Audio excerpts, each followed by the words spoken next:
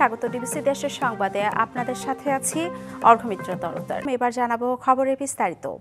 জাতীয় নির্বাচনে এখনো ঢের বাকি। কোনো দিনক্ষণ চূড়ান্ত না হলেও ভোটের মাঠে নেমেছেন প্রার্থীরা। ঈদ ও রমজান জুড়ে ভোটারদের কাছে ভিড়তে সচেষ্ট খুলনার সম্ভাব্য প্রার্থীরা। এখানকার রাজনীতির সমীকরণে বিএনপি জামাত ফুরফুরে মেজাজে থাকলেও অনেকটাই আড়ালে চলে গেছে আওয়ামী লীগ। জাতীয় পার্টি নিষ্প্রভ, আর নতুন স্বপ্নে বিভোর এনসিপির তৎপরতা চোখে পড়ার মতো। জুলাই অভ্যুত্থানের পর খুলনার রাজনীতির পালে নতুন হাওয়া লেগেছে। দীর্ঘ ১.৫ দশকেরও বেশি সময় ধরে মামলা, হামলা আর নির্যাতন নিপীড়নের শিকার দলগুলোর সরব উপস্থিতি চোখে পড়ার মতো। জাতীয় নির্বাচনের ঢের বাকি থাকলেও খুলনার রাজনীতির মাঠে নেমেছেন বিএনপি জামায়াতের সম্ভাব্য প্রার্থীরা। মহানগর ও জেলার ৬টি আসনেই বিএনপির এক ও একাধিক প্রার্থী নিজেদের অস্তিত্ব জানান দিচ্ছেন। সাংগঠনিক কার্যক্রম শক্তিশালী করার পাশাপাশি পা রাখছেন ভোটারদের দুয়ারে। প্রচারণার অংশ হিসেবে ব্যানার, পোস্টার টানানো আর পুরো রমজান মাস জুড়েই ইফতার মাহফিল ও ইফতার সামগ্রী বিতরণ করে জনগণের সাথে নিজেকে সম্পৃক্ত করার চেষ্টা করছেন। প্রত্যেকটা বাড়ি বাড়ি দিচ্ছি এবং খোঁজখবর নিচ্ছি তারা কেমন আছে।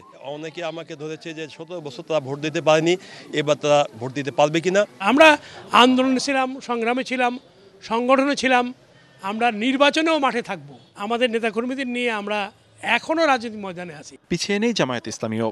জাতীয় নির্বাচনের দিনক্ষণ ঠিক না হলেও দলের পক্ষ থেকে ৬ আসনেই প্রার্থী ঘোষণা করা হয়েছে। এর মধ্যে খুলনা ৫ আসনে দলের সেক্রেটারি জেনারেল প্রার্থী হওয়ায় তৎপরতায় অনেকটা এগিয়ে।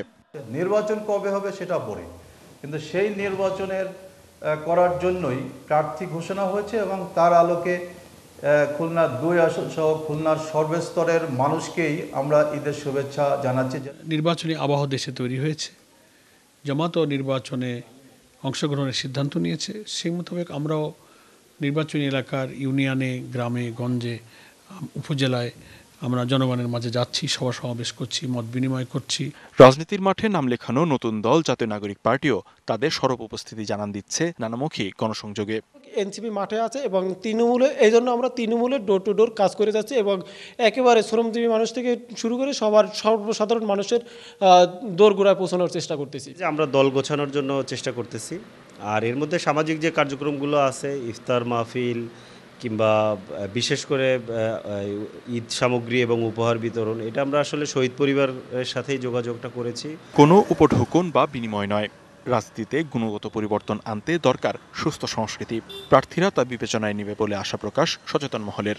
রাজনীতি হওয়া উচিত যে আমরা যেন নিজের যোগ্যতাকে হাজির করতে পারি, কোনো ধরনের উপঢৌকন দিয়ে কিংবা কোনো ধরনের তাদেরকে লোভ দেখিয়ে আমরা রাজনীতিতে না নামি। নতুন রাজনৈতিক প্রেক্ষাপটে ভোটের মাঠে নেই আওয়ামী লীগ, তবে বাম ও ইসলামী দলগুলোও নিজেদের গোছানোর চেষ্টা করে যাচ্ছেন। DBC news desk.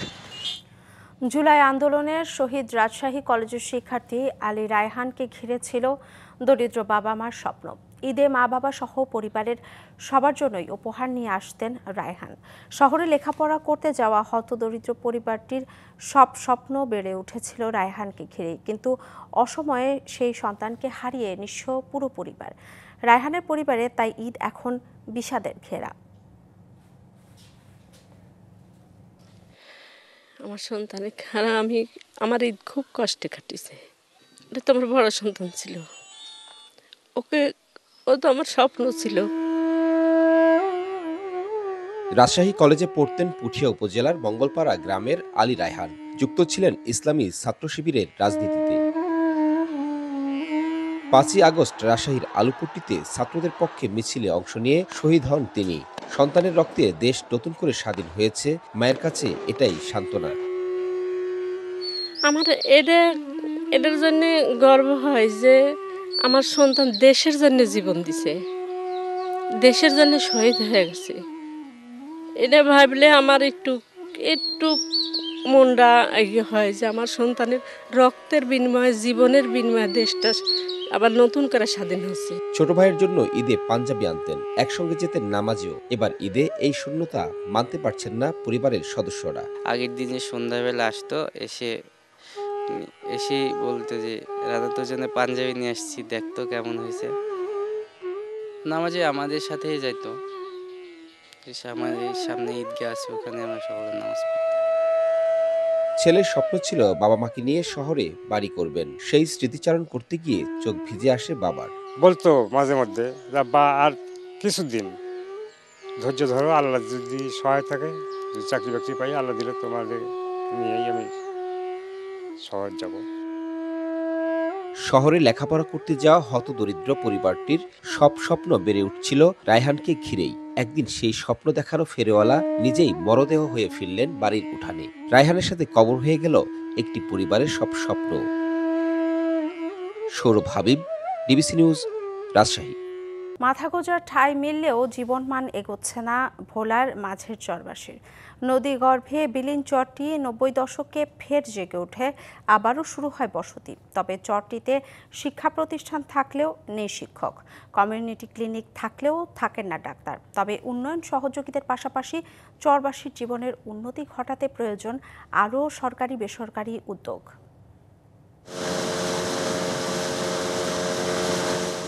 দ্বীপ জেলা ভোলা, মেঘনার বুকে জেগে ওঠা 17 বর্গ কিলোমিটারের মাছের চর। জেলা সদর উপজেলার কাছে এই ইউনিয়নের অন্তর্গত। প্রায় কয়েক দশক আগে ইউনিয়নের 3টি ওয়ার্ড মেঘনা নদীর গর্ভে বিলীন হয়ে গেলেও 7,161 জনের বসতি নিয়ে আবারও জায়গা নিয়েছে দেশের মানচিত্রে। চরটিতে রয়েছে 6টি গুচ্ছ গ্রাম, একটি কমিউনিটি ক্লিনিক, 2টি কিল্লা, 3টি শিক্ষা প্রতিষ্ঠান, 3টি মসজিদ ও প্রায় 2000 বসত ঘর সহ নানান স্থাপনা। বর্তমানে প্রাকৃতিক দুর্যোগ ও জোয়ার ভাটার প্রভাব মুক্ত থাকলেও চরটিতে পিছিয়ে রয়েছে প্রাথমিক শিক্ষা ও নারীর স্বাস্থ্য।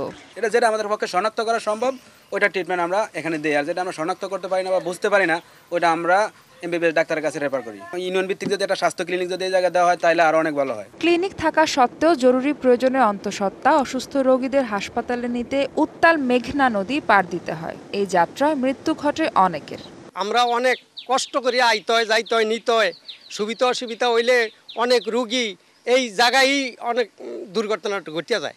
ক্লিনিক একটা আছে, কিন্তু সপ্তাহে একদিন, কোনো সময় মাসও একদিন আসে ডাক্তার। প্রসব বেদনা ওঠার সাথে সাথে আমরা ওই পারে নিয়ে যাওয়ার চেষ্টা করি। তবে আমাদের এই জায়গায় যদি একটা হাসপাতাল হয় তাহলে আমাদের জন্য খুব ভালো হইতাম। দিনে 2-1টি ট্রলার যাত্রী পারাপার করলেও সন্ধ্যা হয়ে গেলে আর নদী পারাপার সম্ভব হয় না। ফলে জীবন সংকটে মাঝের চরের বাসিন্দারা। আমাদের এলাকায় রাস্তাঘাট কিছুই ভালোভাবে কিছুই নাই। এখন আমরা তো অসহায় অবস্থায় আছি। অনেক সময় আমাকে মসজিদের ইমাম সাহেব শুধু একলা নামাজ পড়ে, কিন্তু আমরা এক গলা পানি থাকে, এক মাজা পানি থাকে, এই জন্য যেতে পারি না। এতটুকুই আমাকে দাবি যে আমাকে ওই পথখান বাইরে দিতে বললাম। আর ভবিষ্যৎ প্রজন্মকে স্বশিক্ষায় শিক্ষিত করে গড়ে তোলার স্বপ্ন হলেও প্রাথমিক শিক্ষাটুকু জুটছে না এই চরের শিশুদের। 3টি প্রাথমিক স্কুলের মধ্যে কার্যকর রয়েছে একটি, সেখানে ছাত্র থাকলেও প্রয়োজনীয় সুযোগ সুবিধা না থাকায় থাকেন না পাঠদানকারী। আমার আব্বু আম্মু আমার যা স্কুলে পাঠায় কোনো কাজ করে না, তোমরা স্কুলে যাও, ওই কাজ করা লাগবে না। আমি বড় প্রাথমিক বিদ্যালয়ে শিশুদের ঝরে পড়া রোধ করার জন্য আমরা কাজ করে যাচ্ছি এবং আমাদের কমিউনিটি ক্লিনিকের মাধ্যমে তাদের স্বাস্থ্যসেবা নিশ্চিত করার জন্য আমরা কাজ করে যাচ্ছি। মাধ্যমিক বিদ্যালয়ে একটু সমস্যা রয়েছে, সেটা আমরা কাটিয়ে ওঠার চেষ্টা করছি। চরে বিদ্যুৎ সঞ্চালনের বাইরে থাকা এই এলাকার একমাত্র ভরসা সৌর বিদ্যুৎ। এই চরের ভেতরের রাস্তাগুলো অপ্রশস্ত ও কাঁচা এবং দ্বীপের বাইরে যাতায়াতের একমাত্র মাধ্যম নৌকা, যা বর্ষাকালে খুব ঝুঁকিপূর্ণ হয়ে ওঠে। তাই সরকারের সুদৃষ্টি চাইছেন ভোলার মাঝের চরবাসীরা। মাহফুজা বৃষ্টি, ডিবিসি নিউজ, মাঝের চর, ভোলা। কয়েক দফায় মেয়াদ বাড়িয়েও শেষ হয়নি টাঙ্গাইলের কালীহাতি থেকে বড়চওনা ও ধলাপাড়া সড়কের 4টি সেতুর কাজ। এতে গুরুত্বপূর্ণ এই সড়কগুলো ব্যবহারে ভোগান্তিতে কয়েক লাখ মানুষ। স্থানীয়দের অভিযোগ, কর্তৃপক্ষের দায়িত্বহীনতা আর ঠিকাদারদের খামখেয়ালি এর জন্য দায়ী। তবে এসব অভিযোগ অস্বীকার করেছে ঠিকাদার ও কর্তৃপক্ষ। জনগণের ভোগান্তি লাঘব ও উন্নত সড়ক যোগাযোগের লক্ষ্যে 2021-22 অর্থ বছরে টাঙ্গাইলের কালীহাতি থেকে সখীপুরের বড়চওনা ও ধলাপাড়া সড়কে প্রায় 25 কোটি টাকা ব্যয়ে 4টি সেতুর কার্যাদেশ পায় 4টি ঠিকাদারি প্রতিষ্ঠান। এর মধ্যে 8 কোটি 6 লাখ টাকা ব্যয়ে কালীহাতির হরিপুরে, 9 কোটি 24 লাখ টাকা ব্যয়ে ব্যাডডোবায়, 2 কোটি 68 লাখ টাকা ব্যয়ে রাজাফৈড়ে ও 4 কোটি 21 লাখ টাকা ব্যয়ে ঘাটালের খাকুরিয়ায় সেতু নির্মাণের অনুমোদন পায়। কিন্তু কয়েক দফায় মেয়াদ বাড়িয়েও শেষ করতে পারেনি কোনো সেতুর কাজ। ফলে গুরুত্বপূর্ণ এসব সড়কগুলোতে যাতায়াতের ভোগান্তি থেকে মুক্তি চায় এলাকাবাসী। এটা হইতাছে 4 বছর ধরে আরম্ভ হইছে, খাগুড়া ব্রিজ কামই করে না, এই যে কাম বাদ থেকে গেছে গা। এর সাথে যে ব্রিজটা কাজ শুরু হয়েছে সেগুলো কমপ্লিট, কিন্তু এটা এখন পর্যন্ত হয় নাই। এই যে মাসে একটা ভোগান্তি ফালাইছে, এই ভোগান্তির শেষ নাই। নতুন মেয়াদে কাজ শেষ করার আশ্বাস ঠিকাদারের। এটা তো 4,65,00,000 টাকা ছিল, প্রায় 90% তো শেষ হয়ে গেছে। এখন তো আছে শুধু অ্যাপ্রোচ, উপরের কিছু রেলিং, এখন ধরেন সর্বোচ্চ 10% আছে। মূল ব্রিজের কাজ শেষ হয়েছে, এখন অ্যাপ্রোচের কাজ চলছে। এটা শেষ করতে হয়তো 3 মাসের মধ্যে কাজ সম্পন্ন হবে। ঠিকাদারের পক্ষে ছাপাই গেলেন জেলা এলজিইডি কর্মকর্তাও। তবে আমি ব্রিজ দেখছি না, নিম্নমানের কাজ হচ্ছে বিষয়টা সঠিক না। আমাদের সব প্রত্যেকটা লেয়ারে আমাদের লোক থাকে আর কি, তো আসলে নিম্নমানের কাজ করে পার হওয়ার যার কোনো সুযোগ নাই। যদি কোনো কাজে কোনো প্রবলেম থাকে সেটা সঙ্গে সঙ্গে অ্যাড্রেস করি।